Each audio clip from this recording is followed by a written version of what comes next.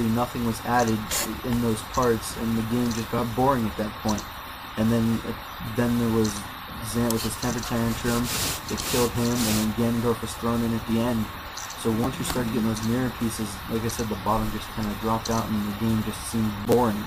So in Wii Zelda, I want the story to be able to last, feel epic, and the whole way through, not have a bottom drop out. You know what I mean? TSA, what do you think about the future of Zelda?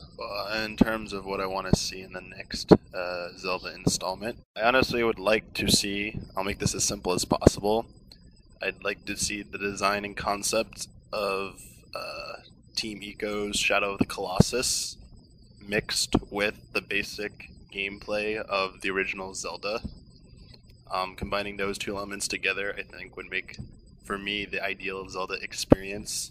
This sense of overwhelming loneliness and isolation in this massive world, which you have no idea what it's about, and you have to go out and explore it.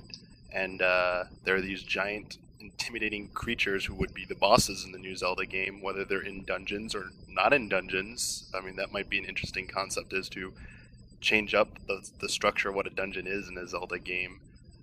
They didn't.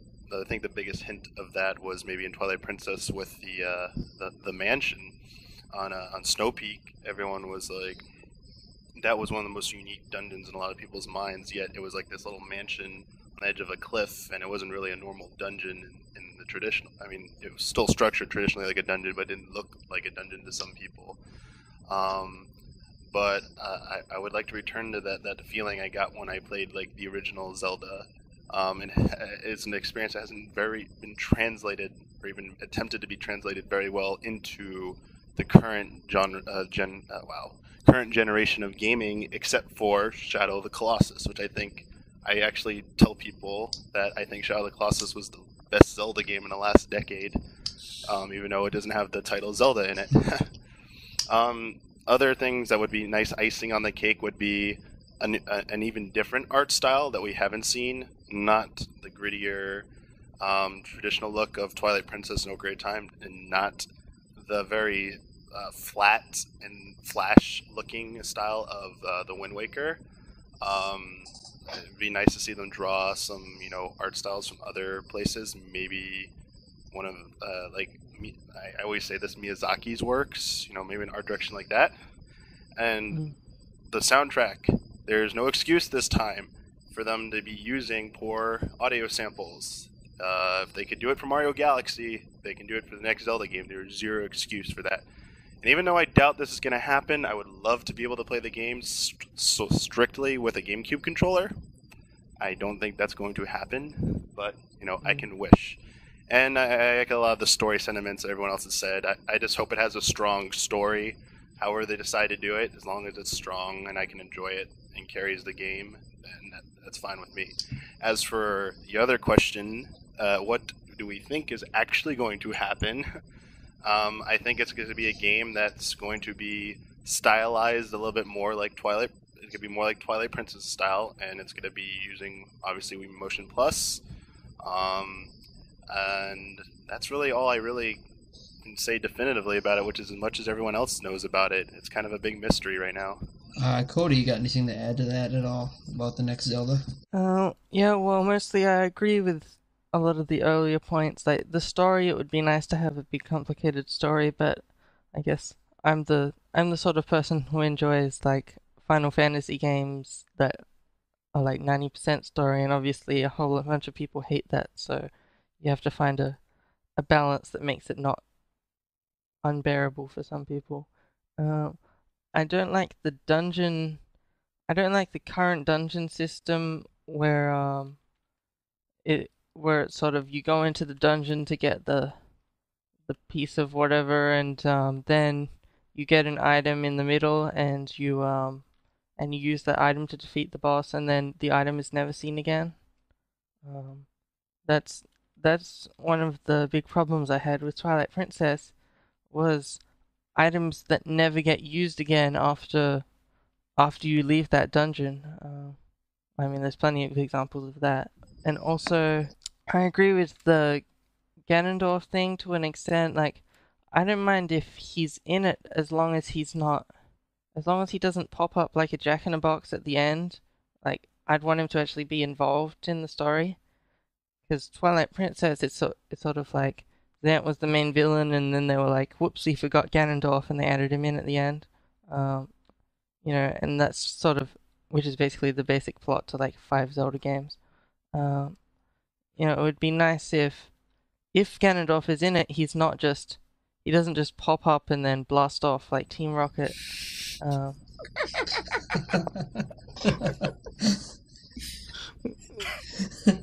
Yeah. Great example. Win. Well, like, the future Zelda game, it's a convoluted question for me, because I mean, I've wrote a lot of articles about what I want in the next Zelda at zeldainformer.com, and what I see is a lot of complaints. More people don't like my articles than like them, and what that tells me is that the problem that Nintendo can run into when they're trying to make the game is trying to please too many people at once. And I think that's what they tried to do with Twilight Princess, and that was why by the end of the game there's so many long-term Zelda players that have been playing it for years that got kind of disappointed. Well, they're trying to appeal to too many people at once, I guess. I think they gave the fans what they wanted. The fans were like, Ocarina of Time was the best game. Make a better version of Ocarina of Time, and they did. And they were like, this is too much like Ocarina of Time. It is the one thing that fans have, I've always seen, want the same thing that we've had before, except make something different, make it exciting, make it surprising, and you can't do the both. You can balance it as much as you want, but it's balancing it on the edge of a knife. You can't have that same and different and please everyone. It's impossible to do. And it's something new and exciting, but not gimmicky. That's the real ticket of what they need to do, and they have to tap into their creative minds to find something that is shocking and new, but still is an homage at some level to what they've done before. Yeah, like I'm just gonna throw this out there, and it's completely speculation, based on how they keep talking about Wii Motion Plus and how playing with the sword has been a lot of fun so far. Well, they could make the game first person, and there's going to be a lot of people that are going to be upset. That I already know, just like the reaction to the Wind Waker graphic style. People are going to see the first person and be like, what is this? I don't play Zelda to play like Oblivion. I like the third person. I like being able to see my character.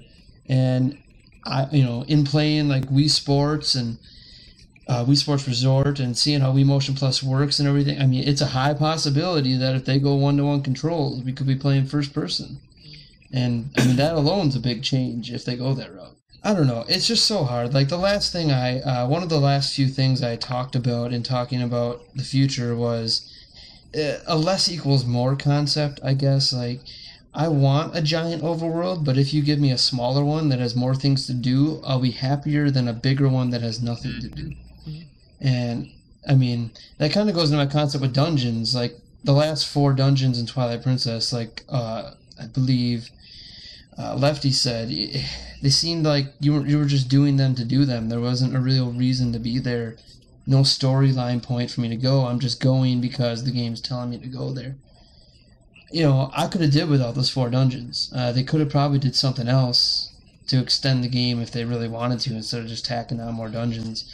And it's kind of become old hat, I guess, for a while. You basically do a bunch of dungeons and there's a plot twist. And after the plot twist, you do a bunch more dungeons for seemingly one reason you learn at the plot twist. And then you're left without any reason for what you're doing for hours. And yeah. I guess that kind of goes to the story points, I guess. You guys are talking about story. I like story. I know there's people that would say, well, hey, less story, more gameplay, more action. That's great. I want an epic story, but more importantly, I want a consistent story throughout the game. I want it to flow throughout the game, not just stop and then pick up later. And that's one of my big complaints about Spirit Tracks, actually, was you had all this story for the first few hours of the game, and then there's nothing. I mean, for 6, 7 dungeons, there's no story. It's just